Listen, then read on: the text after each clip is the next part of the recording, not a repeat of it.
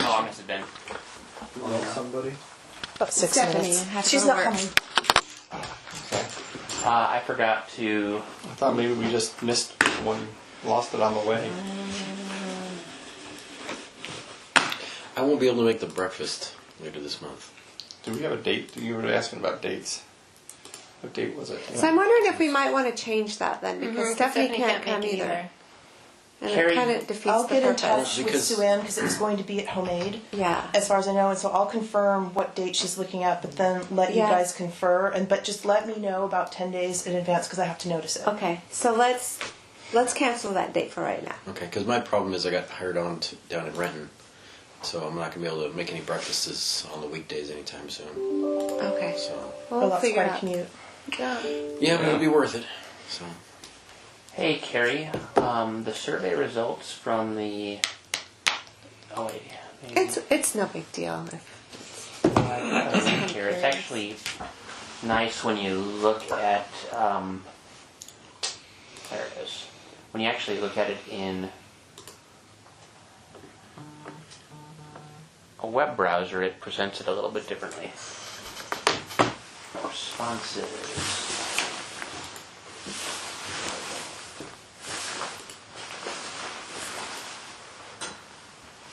Okay.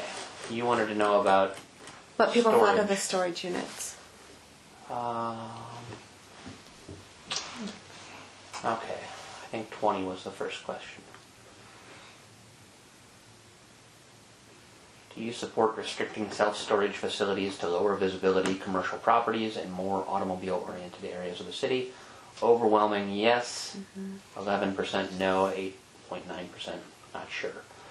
Would you support a restriction that only allows for their construction when there's an economic demand study that shows there is a shortage of facilities in the area?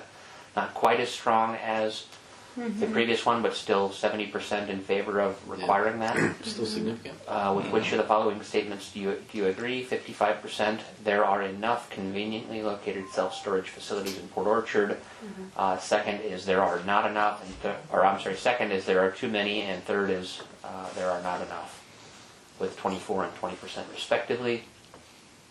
And those were the extent of it. So I think generally they're open to this approach to dealing with self-storage. I was going to pull up the existing zoning map too in case we need to refer to it.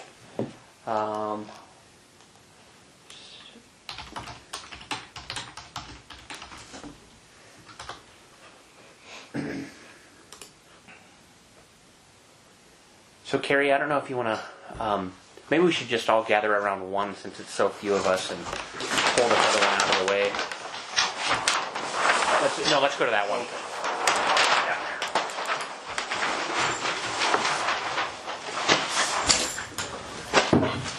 So,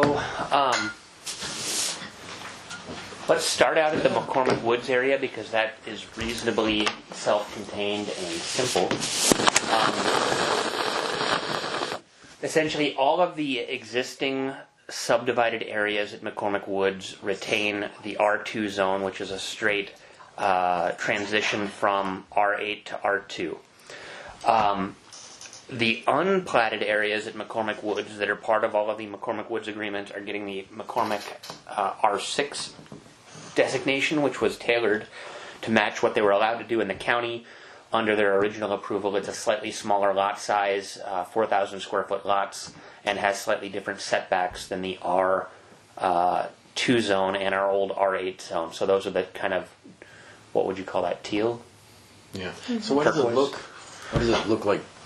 This is it just that it's I don't know. I just didn't expect it to look those are actually the existing. That was the most recent subdivision called Parcel D. So the areas that were not platted, the open space tracts are remaining the yellow. And ultimately, one of our objectives, potentially in a year to come, is to actually zone those open space tracts as open space, which is something that we've talked about doing, but would require a comp plan amendment, I think. Or at the least, we haven't written an open space zone designation yet. But when somebody sets aside critical areas, we want to put a designation that prevents any development of that in the future. Does the McCormick's LLC or whatever it is own this area? The homeowners association does.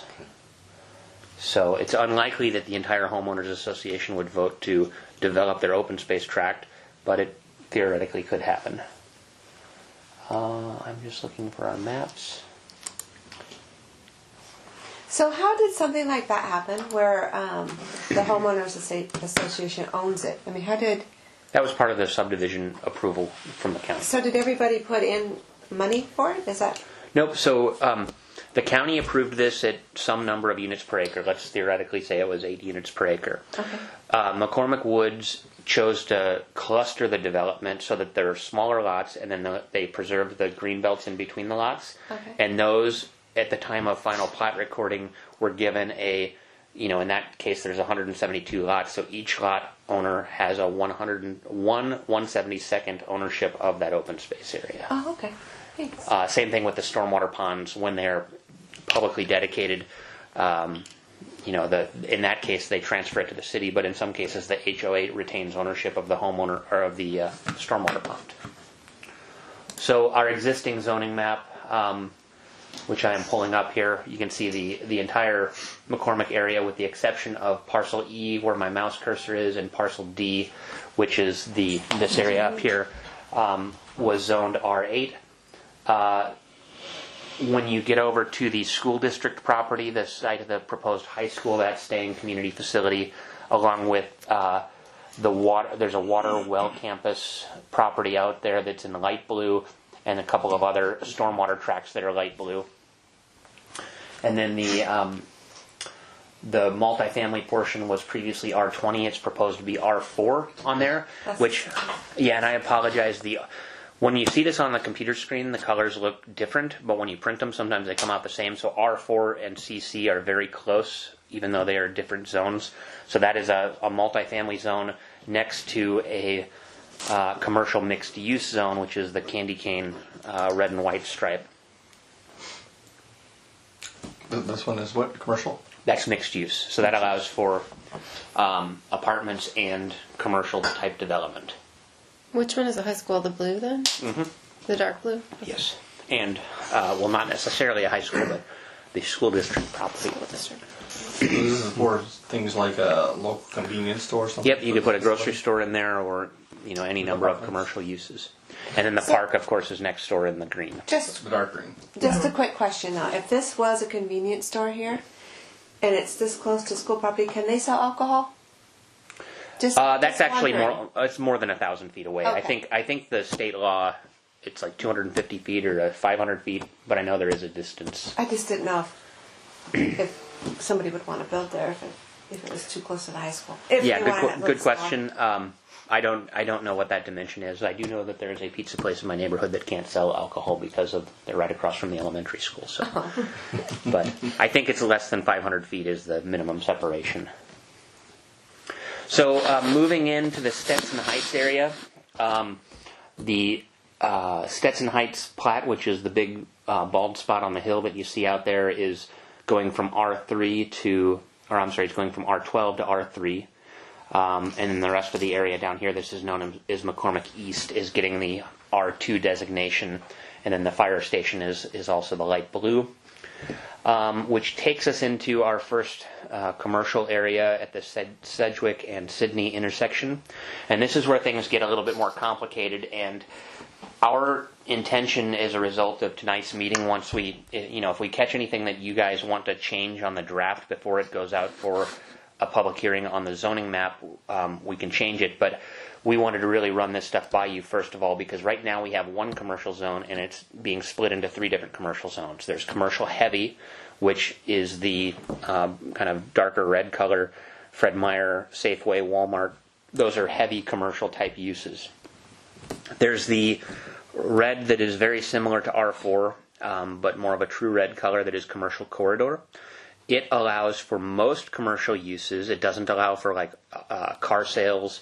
It doesn't allow for storage units, a handful of other sort of more intense type commercial activities. I think there's greater restrictions on drive-throughs for fast food type places. So it's really intending to provide commercial, retail, professional spaces without allowing for the most heavy stuff that would be at your highway off-ramps or big box type uses. Finally, the candy cane red and white stripe is a combination mix. It's called the commercial mixed use zone. This is the one where you can build apartments on top of commercial, or you can build just commercial, or you can build just multifamily. So it's really a flexible zone that allows landowners to sort of do what makes sense in that general area. And so in the Bethel corridor, we've really tried to focus it on shallow properties that don't have the depth that would be needed to support big box. So we've preserved the Home Depot site that was never developed next to Walmart here as commercial heavy. This property, even though there are wetlands back here, we've preserved that as commercial heavy because it is a fairly big site, and presumably they could seek permits from the Corps of Engineers to do some wetland filling and mitigation to try to make that usable. But when you look between Salmonberry and Blueberry, and along the north side of Sedgwick specifically, we really feel that those would be good for having the flexible mixed use type zone. Those properties along Sedgwick in particular and somewhat Bethel, how much of that land is going to be taken up by the expansion on the roads? And the Not a ton, actually. I have that. Some of those properties look pretty thin and narrow with a lot of frontage to Sedgwick. And if you take X number of feet off of that, they're going to have a pretty skinny lot that's going to be fronting the Sure. road, but not deep enough to do anything with. Well, Like I'll that show piece you. on Bethel. That Pardon? blue building they've been trying to sell. That's kind of how that piece of property is. Mm-hmm. We adopted the right-of-way plan for Sedgwick as part of our comp plan amendments, and so along there you're actually not seeing the blue is just a slope easement, a temporary construction easement, whereas the red is actual right-of-way take. The Sedgwick corridor right now has enough width, except towards just right near Bethel, where there is some additional right-of-way take that is needed, but it's certainly not eating into those properties in a significant way. So it's not going to thin them down on either side of the road? No. So essentially what you're seeing there is where the new road is going to lay on top of essentially the old road? Yep. And you're going to get all that in on that? Mm-hmm. Wow. So I was going to think it was going to take a lane or two on each side of it, increase in size. I'll pull up the aerial photograph of the area. Whoops, that's not the website I wanted. There we go.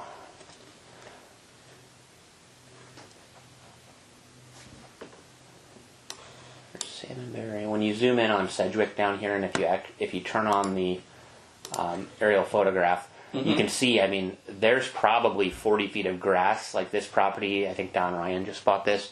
There's 40 feet of grass between the edge of existing pavement and his property line. So the right-of-way is much wider than the existing road. He bought that across the street from his current place? Yeah. Oh. What is it? Oh, Don Ryan just bought a property there. But I don't know where you're looking. Where is that? This, it's across from the West Coast Fitness. West Coast Fitness is there. Oh. And I Right see across. where the property lines narrow down towards Bethel there. Yeah. Right there, they get very, very narrow. Mm-hmm. And what about where the pot house is? Which one's the pot house? This? Next, yeah, that property. That's a big piece of property. Yeah, so that Yeah, one, I'm I mean, the this chunk little out of bump that. out may have, there may be a little bit of right-of-way take, but it's not a ton. I'm the chunk out of the L there. Ah, this one? Yeah. Ah, there you are. So, So that road, well, see, their house goes right up to the property line there. yeah, it has this bump out. Yeah. So when you go back to the corridor study, let me go back. Yeah, you can see that little bump out. Not the full bump out, but they're going to be probably, from the back of sidewalk, probably 10 feet. But remember, our residential setback from a right-of-way line is like 10 feet. Okay. So it's not. So really, the only place that's going to get really affected is down towards Bethel. Yeah. That's not a house anymore, that's a commercial business? Is that what?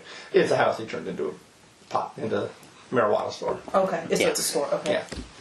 So the south side of Sedgwick, we've left the commercial corridor designation with R4 on the back side of that at the end of Geiger and potentially tying into Bravo Terrace from the the bottom side.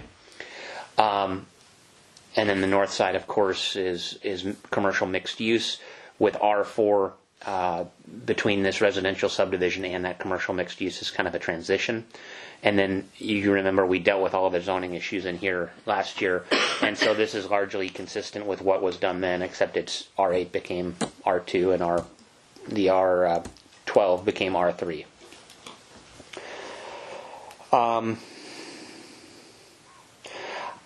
A couple of other little changes that have happened. We did include the Forest Park Grocery as a neighborhood mixed use. It's our only neighborhood mixed use designated property on the map as far as I can remember. We have. There's a couple. More. Yeah. What's these are across from the courthouse. That's right. So there's a handful of the neighborhood mixed use that allow for like a little neighborhood corner store or professional office type of. Where's that at? This is right across from the courthouse. There's a handful of commercial buildings. Is that on the top of Division? Up Sydney. The county has a couple of buildings. There's some churches and a law office that are on the east side of Sydney. By Ada? Let me go to Street View. Sorry. Yeah. I don't know street It's names. south I know of- it's south location of or like Division. landmarks. Yeah.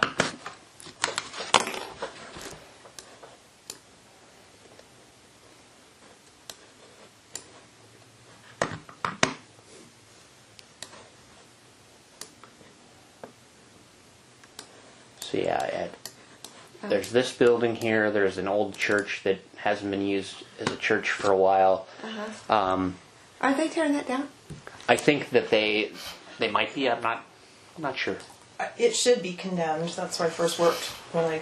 Yeah, it was. Bad We had shape, rats huh? and snakes. Oh, Ew. snakes? Yeah. Oh. Well, that's because they were there for the rats. That's true. We should have been So grateful for the snakes. this property is heavy commercial. That one is currently commercial. That's not heavy commercial. That's commercial corridor. And that's not going to matter anyway because there's already an application in to build a gas station there they've submitted building permits on it and everything. So Where's that at? So you can put gas tanks there. you There's can- room. Where is that? Yeah, that's a. I'll show you where. It's on the corner of Tremont and Pottery. That commercial. Oh, yeah. It's just like where that house used to be, like right across from Group Health. Public Works. It's so nice having a meeting with this technology nearby because I can pull up plan showing projects. So yeah, this is that that intersection is going to be a chevron. Right off the circle. Yeah, they're going to do. Let me find the landscape plan. That's usually the easiest one to see. Well, actually, this one's not bad. So yeah, the gas station building. It's a difficult site because it's it's an irregular shaped property, but there will be a right in off of Tremont. I believe I can't remember if the right out stays or goes. You can also come in off of Tremont Place to get into the gas station. So is Tremont Place still gonna? Because it used to run all the way there, but then It's still going to be a dead end. disconnected. It's still a dead end road. So is that the barrier that was there still? Is that going back up, or is that? A barrier will remain, but whether it's the same one or not, I'm not sure. Or be replaced? Yeah. There's no barrier there now. Yeah, because it used to be one, but then Yeah, they open it up for the detour. It'll be put back Okay. once the roundabout's up and running. So that won't be an access to the gas station. Correct. So going back to the zoning here, the commercial mix. So we had business professional throughout much of this area, as well as some commercial corridor along south, or some commercial zoning around South Kitsap, where the gas station is, the credit union, and there's some professional office. I'm not sure what or if it's medical up at the corner of Sydney or Pottery. Those are staying commercial corridor, which is the closest thing we have to our old commercial designation. You get commercial mixed use on the vacant corner at Pottery. There's a site that's been for sale forever that they've put in some improvements but never actually went through with the development. And then the rest of this area is business professional, which is the zone that's geared towards the medical type uses. We felt that specifically the corner of Pottery and Tremont, the chiropractor's office, which isn't going anywhere, but there's apartments on that site and there's an office on that site, which is consistent with the commercial mixed use zone. And then this other site that the city owns, that we acquired as part of the Tremont project, we're going to surplus or do something with it at some point, but we felt that commercial mixed use was a good zone there, and who knows what'll come of that. So this is that house? That house that's on the corner? Yes. Which that's not a change. That was right across from where the red apple was? The red, or is that Yeah. Wet apple. That's Wet business apple. professional. We don't own that. We own the red one, the red stripe. Oh, where Wet Apple was. Yeah. This is all Okay. privately held, and it stays Okay. business professional, which is, if I go back to the zoning map, I'm going to zoom in here. That's as far as it'll let me go. Anyway, you can see all the light blue through here. The red was along Port Orchard, or South Kitsap Boulevard, and then the light blue along Tremont here with the red at the corner of where the Chevron's going. So it's Bates Clinic, is it? the what clinic? Bates, Dr. Bates's clinic. I don't know. I'm not sure. I don't know what they call it, family practice. So when you surplus stuff, how do you know that it's available? How do you know that? When we Like if surplus you it, surplus that, how does the public know? it depends. I mean, with our 640 Street, we published a request for proposals soliciting a development proposal. Other properties we would just list with a real estate agent or put it up for sale, and it really depends on the type of property and what it is used for. I think a storage unit would be good. Okay. Just kidding. So let's move. So I don't think anything significant's changed at the industrial park. It's industrial except for the publicly owned property, and then this that was just changed as part of the comp plan recently. Let's see here. Downtown. So the big change downtown is that previously downtown, you can see the orange striped area on the old map. That was our old mixed use zone, which was in the core of downtown. We are now changing that to downtown mixed use, which is similar to what was there previously, but we've kind of rolled the overlay district and the zoning designation together to create its own unique zone. We've also taken all of the port property that is now Waterfront Park, and we've actually designated it as a park property. So that's why there's a big green spot here where previously it was all, actually that was single-family residential previously for some reason. Moving over to the Ford dealership, the Les Schwab, and I think there's at Rockwell there's a condo up on the hill there, kind of above Bay Street. So we've kept the multifamily residential as R4. The Les Schwab site we've changed to commercial corridor, which does not allow for automotive sales, but does allow for purely commercial development. The Ford dealer. Wait, so how do they sell trailers there? Yeah, they got RVs. This hasn't been adopted yet. So if it gets adopted, do they have to go? No, but they can't expand. There'll be a non-conforming use. Yeah. Yeah. Did they buy that Until they- building? No, they're just leasing it. leasing it? Les Schwab owns it, and from what I understand, they have been somewhat difficult. Les Schwab has been difficult to deal with on that side. And aren't they also parking them down the street by the... Yeah, that's been an interesting situation. So yeah, the property. This is the old Les Schwab, Right. and then up around the corner here, once you get into the green area, is what's being converted to the. You can see the condos up here. That's the R4. However, if for some reason Titus decided to move to a different location, because we've had plans to go forward with a new dealership on the waterfront, we want the zoning to be consistent to accommodate that. If for some reason those plans change between now and when we adopt this plan, I would suggest that we take that in a totally different direction and go to one of the mixed-use zones for that whole area, exclusive of the existing condos, which would stay R4. So if the Titus moves, say that again. Yeah. So we can make it so another car dealership cannot go in there? We could, yes. Well, And is that what we want to do, or we don't want to? I mean, I would like to see that, but I don't know Unless you what. want a car dealership right in a waterfront. Yeah. Yeah, so I stuck is with there it a way now, to do but- this to make it so it doesn't happen? well, I think from my understanding of the city's council's position is that they're very supportive of the car dealership because of the revenue that it generates.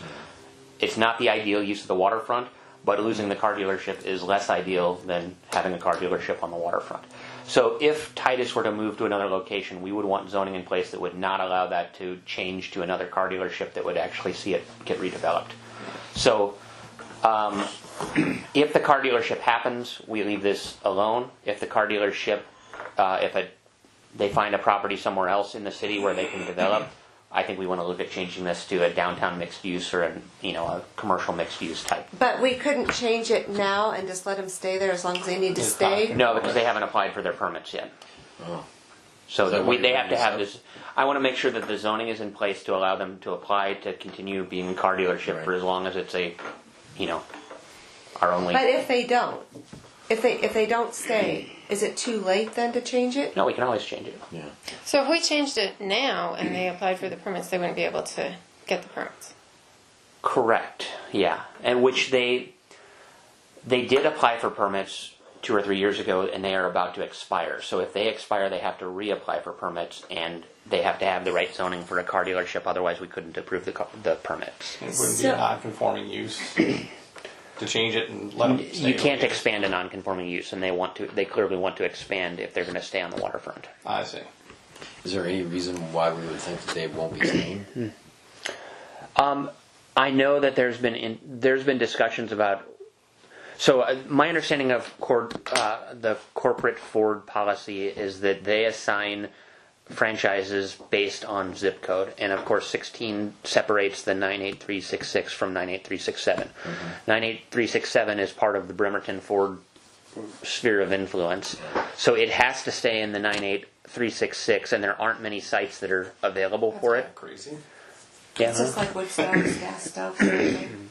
So in terms of finding a site that has a similar traffic volume as Bay Street that is reasonably ready for development, like Sedgwick is a nightmare right now because we have a $17 million road project that's needed before anything can go in there.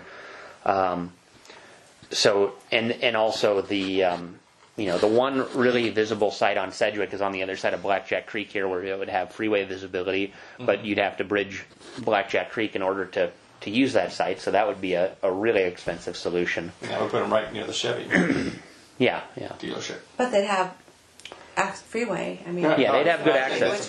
that's which would be a better thing. Yeah. Because So it would be almost like an auto mile. I mean, they used to have their own little. yeah. So anyway, some changes could happen in the vicinity of the car dealership, but we don't know anything yet. The West Bay Center and then the KFC and the abandoned shopping center site is now commercial mixed use. Is that right? Yeah. Yes. That area. And this is one of the areas that we're proposing to designate for additional height through the transfer of development right program, which would allow them to buy development rights from the rural county and then transfer them into the city to get bonus height. So was there a reason that Kentucky Fried Chicken had to move? No, but I think that Taco Bell and Kentucky Fried Chicken are the same owners, and so given that they had the other store up the street, I don't know whether they actually own that or not, but Okay. maybe there's a So I just relationship think that Kentucky Fried paves the Chicken way. is kind of a cool spot where they are, that by the creek. Yeah, it's a mess. It's not. There's no setback from if you go over here And the building, I think, is in rough shape too, isn't and it? where am I? What'd you do? How did I get onto the Ford lot? They're in the parking lot. I didn't know You wanna buy a Google could car? drive there. So is there any way to take Bay Street as the separator and have it be commercial core on the water side, just where they're looking to develop, and change it to commercial mixed use on where their used car lot is and the RV place is now? You could. The reason that we didn't do that is because I don't know the mix. I don't know that any apartment complex, certainly not a place that I would want to live, would be right across the street from a car lot with megaphones and tons of lighting and vehicles being unloaded. I don't think they're very compatible is the reason that it's still commercial corridor on the north side or on the south side and commercial heavy on the north. But if it was commercial corridor, then it couldn't be redeveloped as another car lot, and it could be commercial, but just not certain types of Well, commercial. it is commercial corridor on the south side. Right. So if we changed it Yeah. to be commercial mixed use, then it could be just like it wouldn't Yeah. have to be. It wouldn't have to be mixed use though, because it can just be commercial, right? You're correct. Yes. So yeah, that certainly could happen. Because if it stayed commercial core, then it would. I mean, it would need to. It could potentially, if so, say Titus built their new building and they have. I mean, they would still be using. They could potentially develop that, or the Yeah. RV place could stay and. Yeah. No, I don't have any objection to that. I can't think of a reason why we can't do that. Can Do you? you want me to change it? Let's mark it down and let's Okay. make sure that there's no reason. But I'm gonna circle that on this map here. Just a couple more points. Going out Bay Street past West Bay Center, it's commercial mixed use right up to. There's a gym or an old CrossFit place, I think it was. Still people work out in that building. Yeah. So this Oh, yeah. property here is that property right there is the final property mix that is commercial mixed use. This is an existing apartment building that is non-conforming, and the rest of the way out here it's R2. So that's kind of the transition. We felt like commercial mixed use made sense up to the apartment building because even though this is non-conforming, it's a nice transition between the two. And it's a transition that's going to be there Why is it whether we like it. non-conforming? Because we don't allow apartments in the R2 zone, which this is currently R8, but Even though it's been there for a long, long time. That's why they get to be. that's why it's called non-conforming, is it? Yeah. Legal non-conforming. Yes. So, but anyway, these couple of houses could potentially redevelop along with the old shopping center. Man, Google Maps is really jumpy today. Yeah, along Where's with the this driver? Blue Goose. shopping. So that's commercial mixed use right there. correct. The difference being though that remember Nick, there's is that your car? the difference with this from the other commercial mixed use though is that it's in the view overlay district, and so the maximum height of a building on this site is 15 feet above the uphill elevation. Okay. For well, actually, is it 28 or is it 15? I can't remember. I think it depends whether it's commercial or. But that hasn't changed from what the think old it's code 15. said. So that would keep it at like two stories there. 2 stories on the uphill side, so people's three views are stories. still reasonably protected. So essentially 3 stories from the street level. 3 to 3.5, maybe 4. I don't want to live in a half story. No, but if they do a pitched roof, I mean, can get nice vaulted ceilings on the 3rd floor. Has there been anybody interested in the West Bay Center Yes. yet? Yes? Is it sold? It's not sold, but I know that there's people exploring doing something. So we'll wait and see. West Bay and then that abandoned shopping center across. Yeah. Yeah. I think this one has sold. This site has sold, and this is the one where I think we potentially could accommodate the most height of any place in the city because there's nobody who's going to get their view blocked with a 5 or a 6 story building there. Yeah. And I think they even have it. I think they're talking about redeveloping the back half and actually keeping this portion because they have a tenant for now. That once they open a new building, the tenant would move from the old building to the new building. What kind of stuff? Bank. That's going to be a bank? Yeah, it actually used to be a bank, and there's a little The drive-through. drive-through. Is it going to be another bank? Yeah. So on that, there, yeah, right there. So this side of the creek here, where the paddleboard shop is, and if you go back a little bit, does that car lot or the current RV lot, the old Schwab site, is that back up to the creek? It does in the back. Let me go to the overview. You can see back here, this area is actually gravel where they've been, you can see the vehicles parked here in the past. So they can continue using the area that was,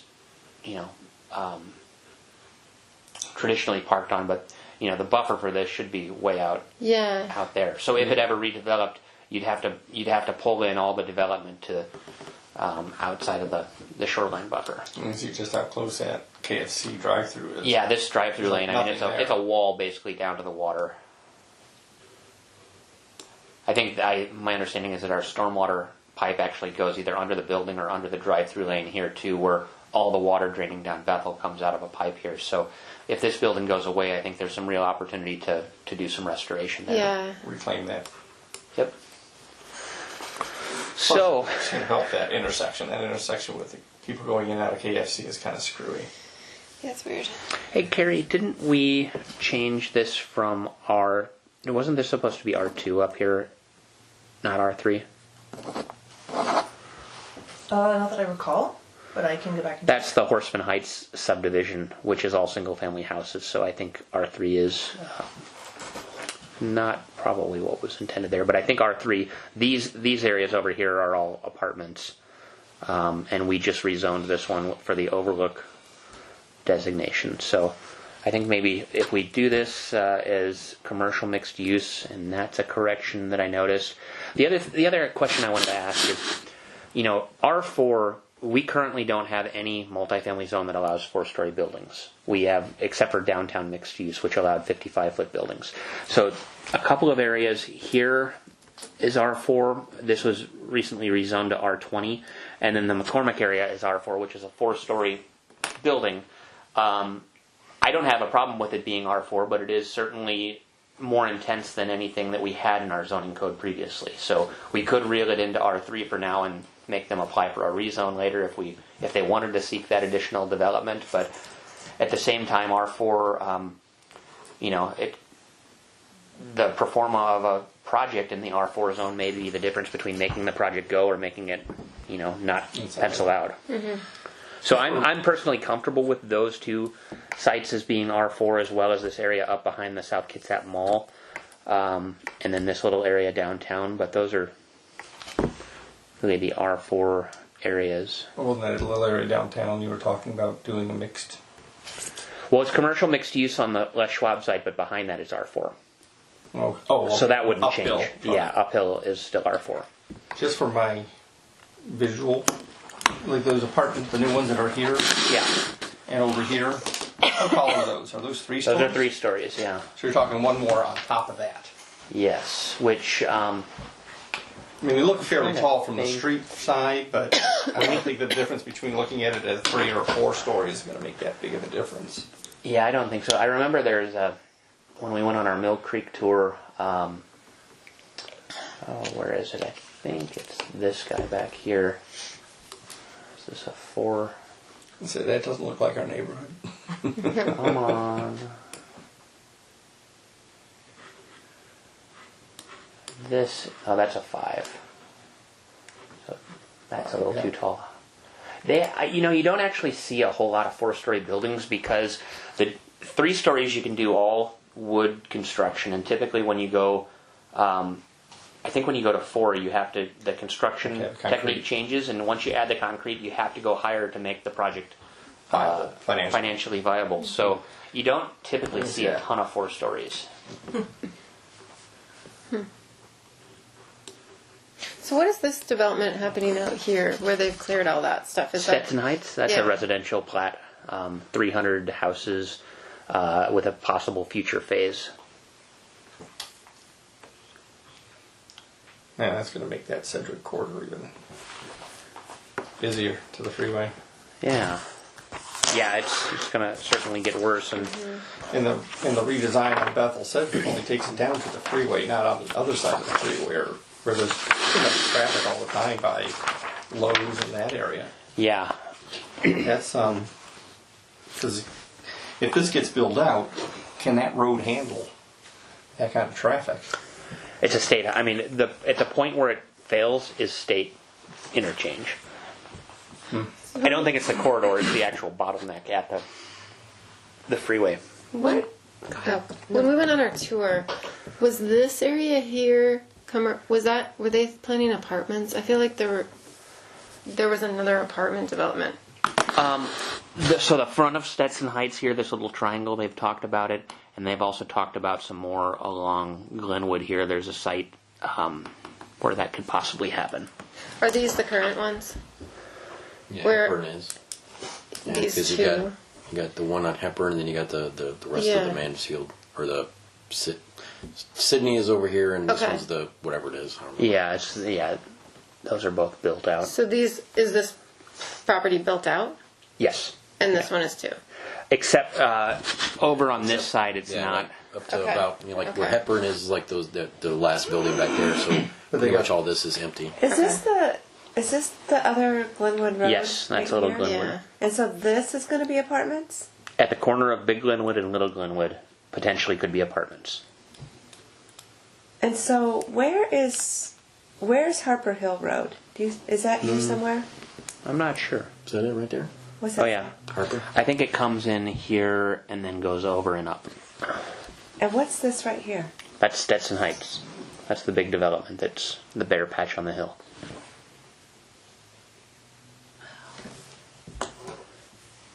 So another question, there's two. So this is all under one ownership here. This red, as is the adjacent property, and so those are currently commercial corridor. Commercial mixed use isn't significantly different from commercial corridor, but I feel like that area is unique because it is one large, fairly deep piece of property, and so I'm reluctant to change it to commercial mixed use because sites that could actually accommodate a big box retailer are pretty few and far between, and that's why it's not commercial mixed use. But it's certainly we certainly could consider it if we want to offer that flexibility. I mean, Yeah, that would be a good place for a big box store of some sort. Yeah, because isn't like I don't know if it's like this small thin one here or this large one, but there's been a sign there for like. well, yeah, both of these have been for sale. These are two individuals who got permits for their property with the intention of just trying to make them more valuable and sell them. Okay. But because the regulations changed, they ended up spending a bunch of money on permits that. Because one of them out there has like a sign. It's got like a map on it. What does it look like? Is that no longer valid or? It depends which property you're talking about. It's complicated. They've I think it was a small one right behind the gas station. I think that's about it. Wasn't Puerto Vallarta going to go out there somewhere? no. He Or built the owner. something, He was Sergio? going to do something across the street. He had a little piece of property. He was going to do a little retail shopping center. So, any other questions on the zoning map? So I have a question about, so the roads, the roads are old and handle old time population. So can builders just build all this new stuff without doing anything to the roads and then we just have to wait? Or Well- how does that, or can you say, well, and I know you want to have people come in, I understand that. But doesn't that put a lot of,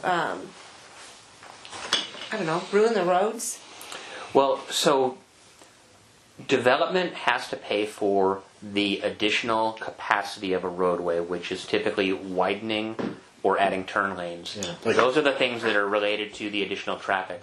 Like if a this- road is like worn this one out, here that they put it on over here off of Beth. Yeah, Blueberry, they repaved. They approved. yeah, they had to widen this area that. here. That's a great example. But they that's- didn't really do much to it.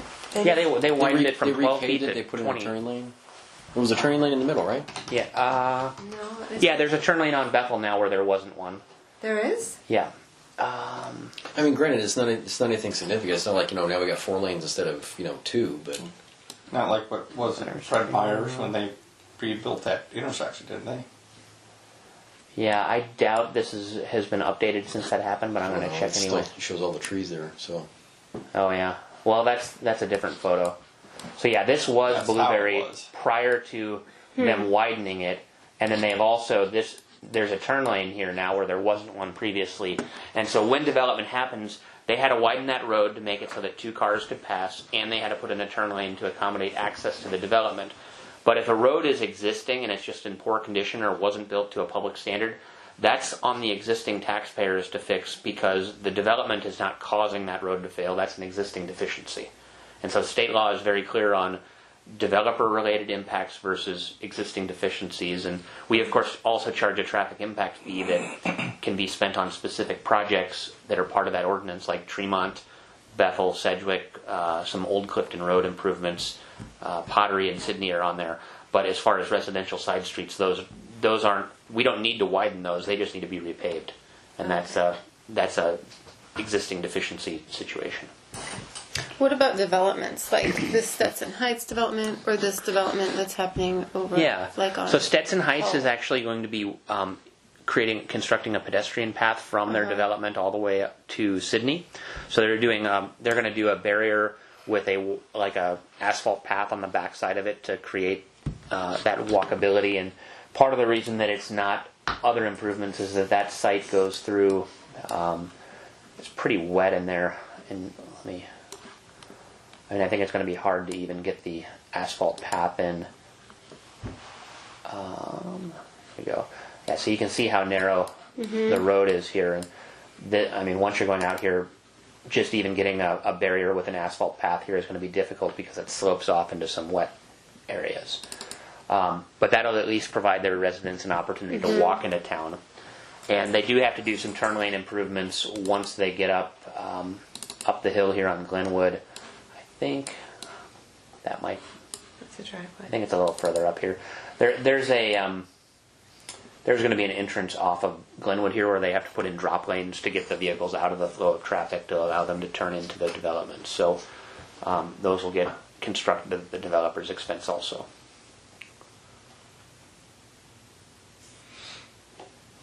Which helps the immediate area traffic flow, but it doesn't increase capacity. Correct. Carrie, we have the non-conforming chapter, but what I'm realizing is we sent out a clean version rather than a red line version. Did we?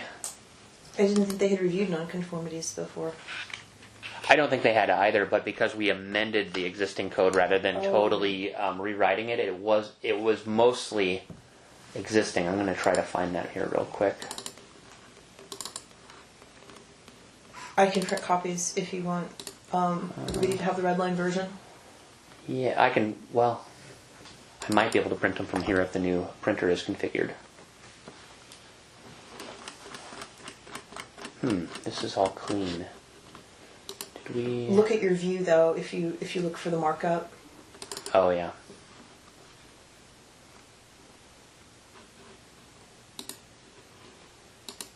Not showing all markup.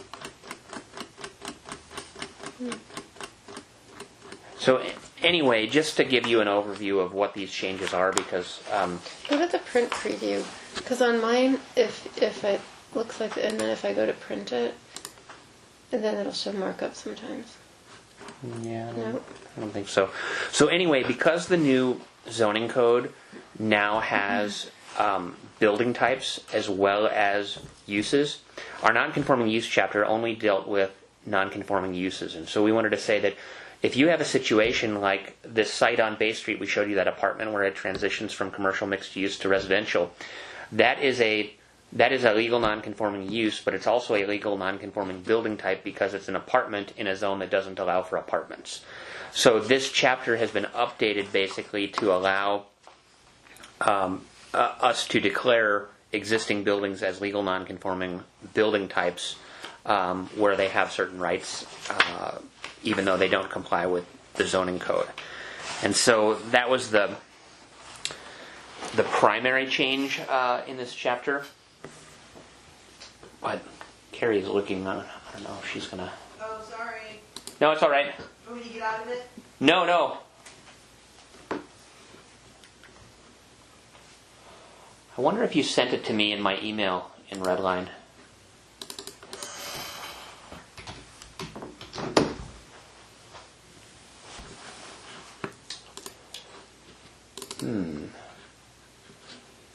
There we go. I have one in my email. I don't know if it's exactly what we adopted here, but You want to send it to the printer?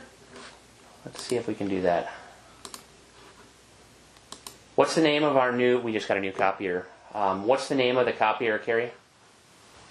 Is it C5550? Our brand new one? Yeah. Let me just see what happens here.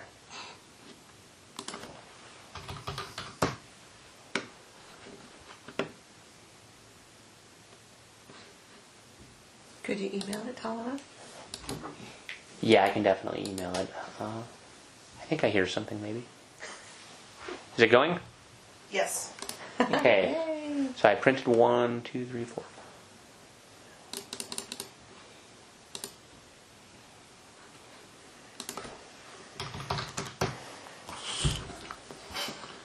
Okay.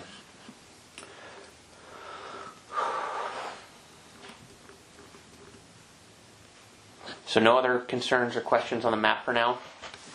So just so you are aware, the public participation program stated that we were going to send notices to anybody who was going to see a change outside of that which is stated in the public participation program. So if you're going from R8 to R2, which is a like-for-like transition, you don't get a mailed notice. But the people who are going from our existing commercial zone to commercial mixed use, there's enough of a difference there that we feel that it's important to notify those property owners because it's taking away some of the uses that they can do, like car dealers or storage units, but also giving them new uses that they didn't have previously in the form of apartments. So we don't want to spring this on anybody if it's a significant change of that sort. But for the most part, I think there's going to be 200 or so notices that go out, and that's about it prior to having a hearing on this. So, does the city want apartments? Is that kind of what? I mean, are we trying to bring in as many people as possible? We have an affordability issue, obviously, in Port Orchard. We also, in the downtown area, in terms of injecting energy into downtown, there aren't enough people that live within walking distance to downtown to really make things as vibrant as they could be. And I think a couple of projects is going to be the difference between what we have now and what it takes to have a thriving business environment. Remember that we have a local center strategy that talks about trying to locate housing and jobs in close proximity, and we've identified the Lower Mile Hill area as being a local center, the Upper Mile Hill area as being a center. And so the idea is that yes, we do want some apartments, especially close to commercial, because number one, there are jobs there that people, even at Fred Meyer, I mean, most of the people who are working at Fred Meyer, or at least some of them, probably would like to have an apartment where they're close to their work. That also takes vehicles off off of our roads, reduces traffic, etc. With that said, we have to, in our comp plan, we have to grow by 8,200 people over the 20-year planning period, is how many people we're supposed to add. And if that was all single-family houses, that's going to consume all of the city's land and make traffic significantly worse because single-family houses generate much more traffic than apartments do. So just wondering though, because say Gig Harbor, Yep. they don't have a lot of houses downtown. I mean, they probably have as many as we do, but they still have a vibrant downtown because of things that they have. Mm-hmm. So you don't necessarily have to live here. You just have to have a good product that people want to come. Yeah, that's true. But I think the demographics in Gig Harbor are very different than ours, and just firsthand experience in my neighborhood in Tacoma, they've just built 2 mixed-use buildings in the Proctor neighborhood that are 5 and 6 stories. I think they brought in about 250 or so apartments, and the amount of energy that's been injected into local businesses. All of a sudden, we've had new restaurants open. You've got new everything, in addition to people making investments in their existing businesses, and it's thriving more than it ever has. I never thought Proctor was all that bad in the first place, but it really wasn't. Difference. But I think businesses were getting by, whereas now businesses are successful and they're able to hire people, and the restaurants are packing people in every night as opposed to being half empty on a weeknight. The apartment dwellers, apartment people, Mm-hmm. and this may be just my personal conception, they tend to be, aren't they more temporary? They live in an apartment for X number of years and then move along? Yeah. Rather than more of a permanent type, home ownership? Sure. Or these, instead of apartments, being condos. I would think the condos would be a more stable population than apartments. Yeah, which we don't regulate the difference between condos and apartments, but unfortunately the the state in the early 2000s or late 90s passed a condominium act of some sort that dealt with indemnification for builders. And what has happened since then is anybody who's tried to build condos ends up getting sued by all the owners, and as a result, nobody's building condos anymore except where it's the most lucrative type situation. And so I think we've added to our legislative agenda at the city. We've been petitioning the state to amend that because we want to encourage home ownership Right. of alternative housing Condos. types. It's just that nobody's willing to take the risk, and especially not in a market like Port Orchard where there isn't a demand for a lot of high-end type condos.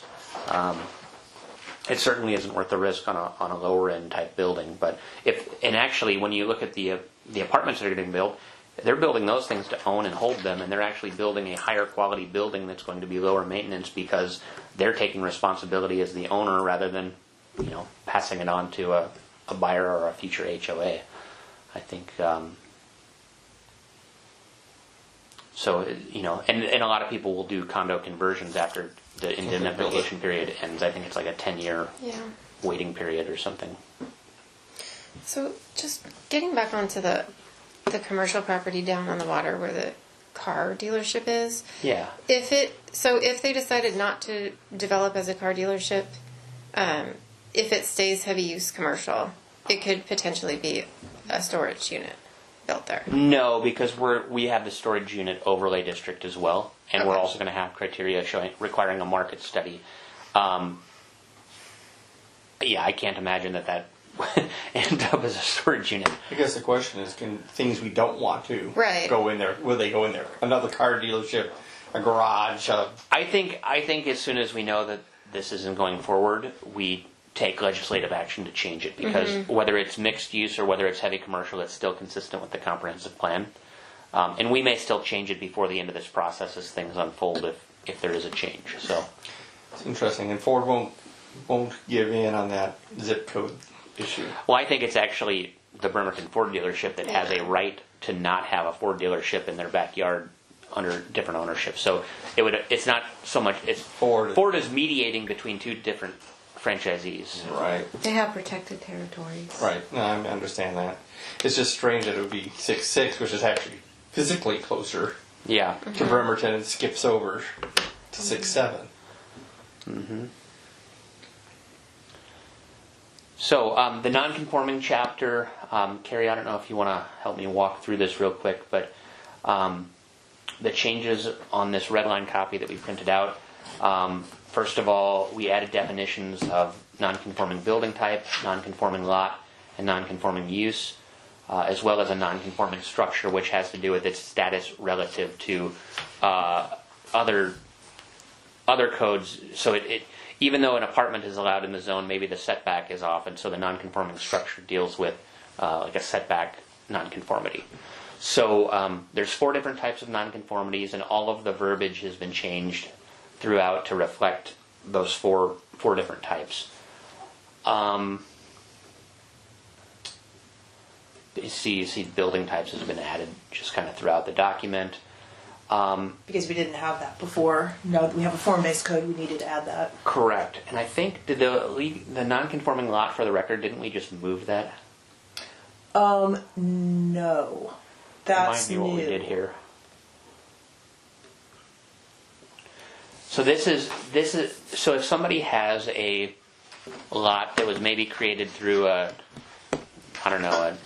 judicial action such as somebody's will where they split the property between the kids, or a boundary line adjustment, or some other situation, you can apply to have your legal non-conforming lot become a lot of record, essentially, which allows you to build on it.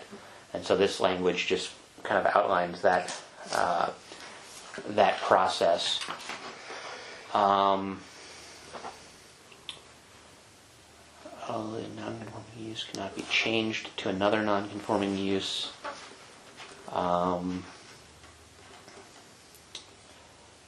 Let's see here. This actually, that was just a comment. Add building type.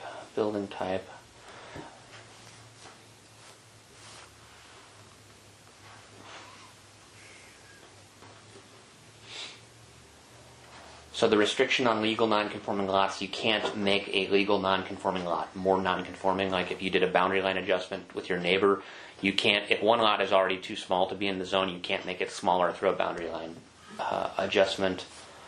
But this provides that a legal non-conforming lot may be used as a building site, provided that all other requirements of the applicable district are met or a variance is obtained.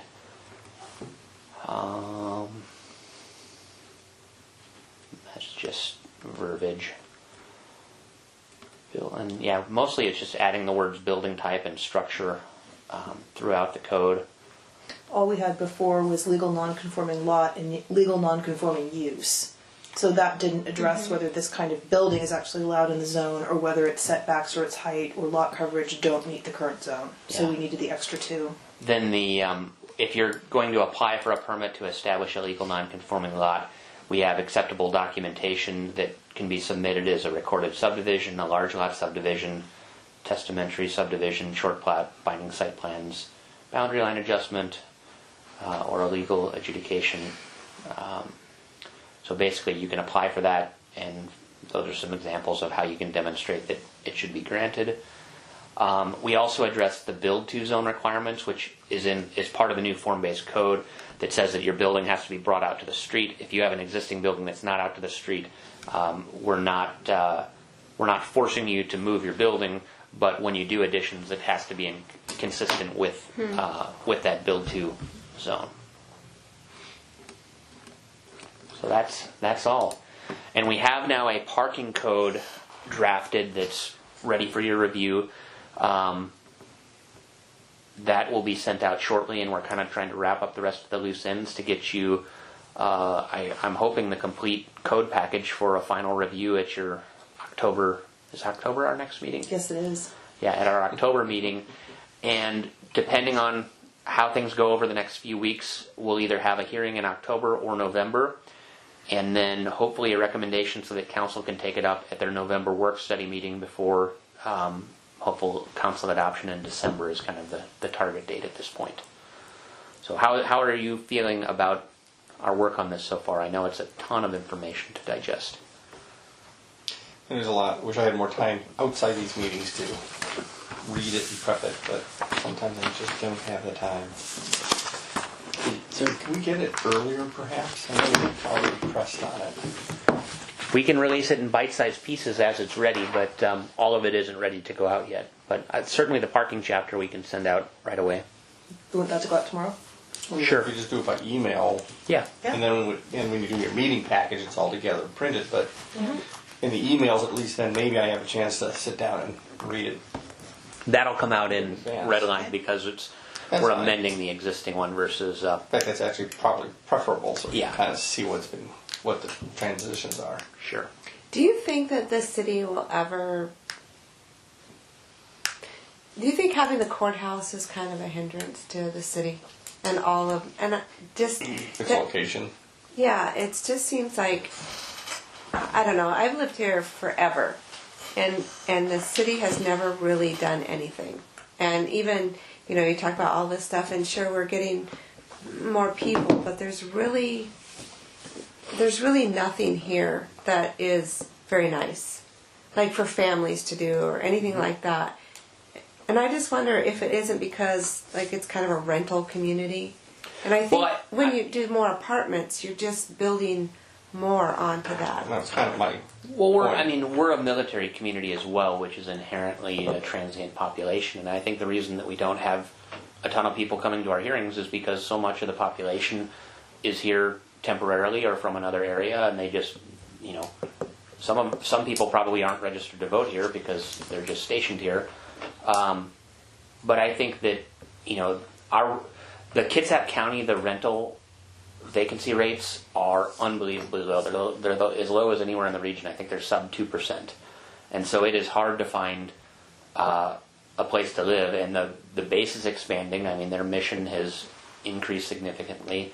As far as the courthouse goes, I think there's good and bad that goes with it. I mean, the good is that most big cities are the judicial center. I mean, Seattle, Tacoma, Everett are all the biggest cities in the county, and they have the courthouse. We are not the biggest city in the county, but we have the courthouse, and so it's interesting to think how we would be different without it. I don't know. You should just get McMenamins to come in. Yeah. I mean, it's a great venue for them, to be perfectly honest. Waterfront. Well, they need some old I thought you were saying they buildings. should take the courthouse. They can take the old courthouse, yeah. You do that too. No, if you just brought a McMenamins in, that would bring in a lot of Yeah. vibrant. It's a destination hotel system. Yeah, it's tough to transition from kind of blue collar roots into, a Gig Harbor or something. But then, do we really want to? I mean, I don't think that's so. another question too. Is I kind of like how it's kind of small. It's like I get emails all the time or texts from Redfin. Different homes, and it's so weird because you can go, scroll through them, and without even looking at the city, you can tell what's in Seattle and what's here. I mean, it's just. I think that cat's already kind of out of that. I mean, we've already lost that small town feel because there's already such an amount of growth, and we don't have enough yet to feel like a Gig Harbor or Redmond or something like that. Yeah. We're kind of in that awkward teenage age. I guess if you look at, I think Mill Creek is a really good example to compare ourselves to. We went and toured the city. It's a similar size. They don't have a waterfront, and they've got a ton of apartments. That corridor on the Bothell Everett Highway is nothing but garden apartments that previously were purely commuters that were commuting to Boeing or other places, and it was a lot of people that probably were looking for a more affordable type of apartment, but they've created this little downtown. They've injected energy with the UW Bothell campus bookstore and other things where they've got more students living there. And so, they've come a long way, but the area surrounding their little town center is still, I guess there's a lot of apartments, and there are probably more expensive houses just purely because of the driving distance to Seattle. But the foot ferry is a game changer, and it's only been up and running for a short while. And I think once things start happening downtown, it's going to be a game changer, and people from outside are going to look at Port Orchard a little bit differently and consider coming here. And given its blue collar roots, I think it is actually a really good place for an entrepreneur to come because things are affordable. If you want to start a business here or do something creative, it's a great place for it. It's too expensive to do that in Seattle anymore. Mm-hmm. Even Tacoma. I think Tacoma was really riding the wave of kind of people who are Seattle refugees who are like, I got to go someplace where I can be free. And now Tacoma's gotten too expensive for that too. It'd be kind of neat to have something like down on Ruston Way. I kind of like that.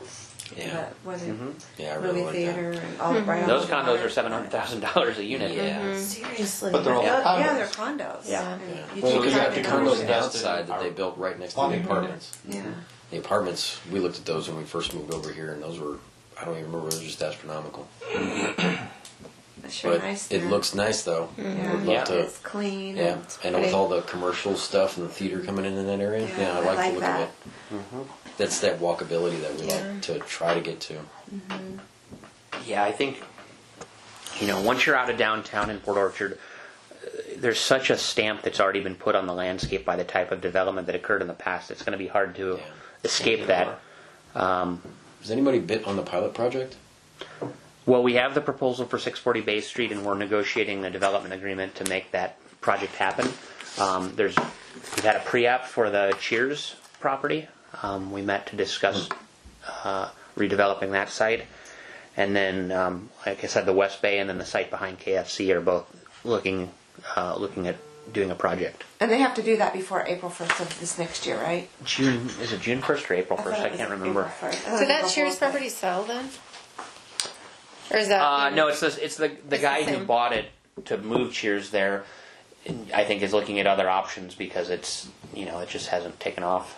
Is it closed now? Really? I don't know if it's closed or not, but it's definitely not Yeah, it's busy. Has it? It's not really, because I always drive by there. Seemed like there's always people there. But Then it's not a parking lot full. Yeah. Yeah, I don't really Yeah. get There's much always a much. handful of Just a cars. couple, yeah. The swim deck seems to have more cars. than Yeah, you have. way more. I don't like the swim deck. Yeah, the There's Cheers always building a lot is of just people. one of those restaurant buildings that just got a black tag on it. I will tell you, yes, we're done. I will tell you that our parking code, Pass me the recorder, please. our planner Jim's insistence, he's never understood why we require parking for a